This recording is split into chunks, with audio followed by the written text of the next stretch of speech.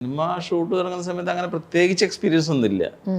Cinema ചെയ്ത് റിലീസായി കഴിഞ്ഞതിന് ശേഷമാണ് ഇതൊക്കെ ഭയങ്കര എക്സ്പീരിയൻസ് ആയിട്ട് ഫീൽ ചെയ്തത്. അന്ന് ഓരോ ദിവസവും നമുക്ക് വളരെ കംഫർട്ടായിട്ട് പോകുന്നൊരു ലൊക്കേഷനായിരുന്നു.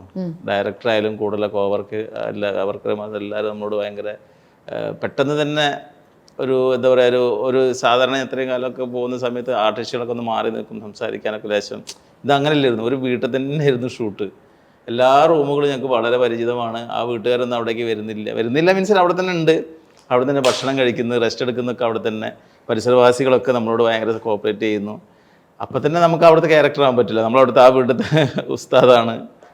അങ്ങനെ നല്ലൊരു എക്സ്പീരിയൻസ് തന്നെയായിരുന്നു അത്. കുമാർജി ഈ ക്യാരക്ടർ ചെയ്ത് തുടങ്ങിയപ്പം ആദ്യത്തെ ഒരു വളരെ എന്താ പറയാ, നമ്മൾ എപ്പോഴും എല്ലാ വീടുകളിലും കാണുന്ന അച്ഛന്മാരെ പോലെ ചെരുപ്പെടുക്കാനും ടൂത്ത് പേസ്റ്റ് എടുക്കാനും മറ്റേ ഫാൻ ഓണാക്കാൻ വരെ വിളിച്ചു വരുന്ന ആള് അവസാനം അങ്ങേർക്ക് വരുന്ന ഒരു ഇവല്യൂഷൻ ഉണ്ട്, ഒരു ട്രാൻസിഷൻ. അങ്ങേര് നീ ഫെമിനിറ്റി ആണോ എന്ന് ചോദിച്ചിട്ട് പിറ്റേന്ന് ബെഡ് കയറി വരുന്ന സമയത്ത് ഇങ്ങനെ വളരെ ഒന്നും സൈലന്റ് ആയിട്ട് okay I am giving them the space എന്നുള്ള രീതിയിൽ നിൽക്കുന്നത്. അപ്പൊ ഈ ഒരു ക്യാരക്ടർ ചെയ്യുന്ന സമയത്ത് ആസ് എ മാൻ എങ്ങനെയാ, എന്തെങ്കിലും മാറ്റം വന്നോ?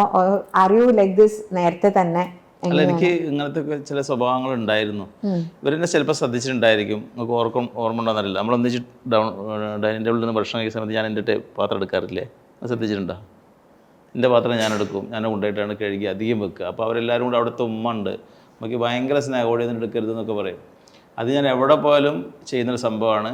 എൻ്റെ വീട്ടിൽ വന്നാൽ നിങ്ങൾ ശ്രദ്ധിച്ചാൽ മനസ്സിലാവും, ഞാനും എൻ്റെ മക്കളും അങ്ങനെ തന്നെയാണ് ചെയ്യുക. ഇതൊക്കെ തിയേറ്ററിൻ്റെ ഒരു അച്ചടക്കമാണ്. നാടകത്തിൻ്റെ ക്യാമ്പിൽ തന്നെ 10-15 ദിവസം ഞങ്ങൾക്ക് നാടകത്തിൻ്റെ ക്യാമ്പ് ഉണ്ടായിരിക്കും. ആ ക്യാമ്പിൽ എല്ലാവരും ആണുങ്ങളായാലും പെണ്ണുങ്ങളായാലും ഒരുപോലെ തന്നെ ആയിരിക്കും. അഭിനയം തുടങ്ങിക്കഴിഞ്ഞാൽ മെൻ്റലി ഫിസിക്കലി ഇവരൊക്കെ ഒരേ മനസ്സും ഒരേ ശരീരം അങ്ങനെ ഉണ്ടാവുമല്ലോ. എന്നാലേ ഈ നാടകത്തിൽ ഒരു കൊടുക്കൽ വാങ്ങലുകളൊക്കെ നടക്കാൻ പറ്റുള്ളൂ, കെമിസ്ട്രി വർക്കൗട്ട് ആവുള്ളൂ. നാടകം തന്നെ കഴിഞ്ഞാൽ തന്നെ മനസ്സിലാക്കാൻ പറ്റും ഒരു കെമിസ്ട്രി വർക്കൗട്ട് ആയിട്ടുണ്ടെന്ന് നടന്മാർ തമ്മിൽ.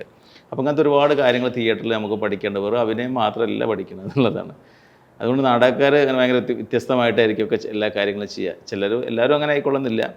അപ്പോൾ അതൊക്കെ ഞങ്ങൾക്ക് ഈ തിയേറ്ററിൽ സിനിമയിൽ വരുമ്പോഴും ഈ ക്യാരക്ടർ ചെയ്യുന്ന സമയത്തും നമ്മളെ ഉള്ളിലൊക്കെ ഈ അറിയാതെയോ എന്നാൽ പോലും ചില കാര്യങ്ങൾക്ക് വേണ്ടി നമ്മൾ വിളിച്ചിട്ടുണ്ടായിരിക്കും.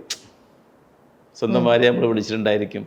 അത് എങ്ങനെ വന്നാലും ഏത് പുരുഷനായാലും എല്ലാവർക്കും ഈ സാധനം എങ്ങനെ പോയാലും എത്ര ചെയ്താലും ഉണ്ടാവും എന്നാക്കി തോന്നുന്നത് ശരിയാണ്. പക്ഷെ പടത്തിൽ ഇനി നിങ്ങൾ എന്തായാലും ഒന്ന് ആലോചിക്കുമല്ലോ അല്ലേ?